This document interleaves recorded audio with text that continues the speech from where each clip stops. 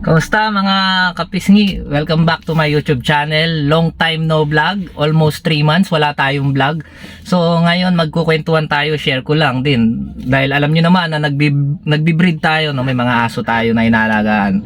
Hindi lang mga aso, sobrang daming aso. So nakakalungkot ikwento sa inyo na sa hindi maasahang pangyayari na kailangan nating lumipat ng matitirahan. So yung nilipatan namin hindi sapat yung lugar, hindi niya kayang i-accommodate lahat yung mga aso na meron kami. So sa madaling salita, kailangan namin magbawas or talagang sobrang pakontiin yung mga alaga namin.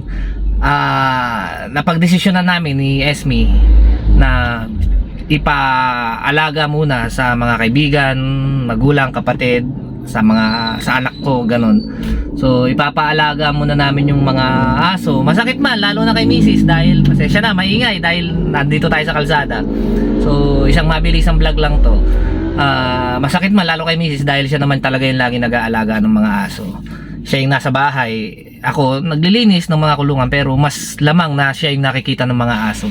So hindi man natin gusto na bitawan sila, wala tayong magagawa kasi magiging mas maayos sila kung ipaalaga or ipa-adapt ko sila doon sa mga kakilala natin, lalo na yung mga kamag-anak. So yun, pero tutuloy pa rin natin yung pag-vlog minsan sa aso, kung anong meron tayong pwede pang i-share sa mga nanonood sa atin. Kaya lang, yun lang, sinare ko lang sa inyo na bibitawan na natin or ipapaalaga na natin yung iba nating mga aso dahil hindi na kaya nung lugar na paglalagakan. Siguro dumating man yung panahon, hindi man ngayon, na medyo makarecover tayo at meron na tayong sapat na lugar para paglagaka sa kanila. Talagang sila lang ang laman, yung para sa kanila lang yung lugar. Ibabalik ko silang lahat, dadami uli yan sa mga nag-aalaga ng mga aso dyan. Tapos yung mga mag-a-adapt or yung mga pinaalagaan namin ng aso, sana mahalin nyo yung aso na napunta sa inyo. Panatilin silang syempre healthy, at saka pakainin na tama.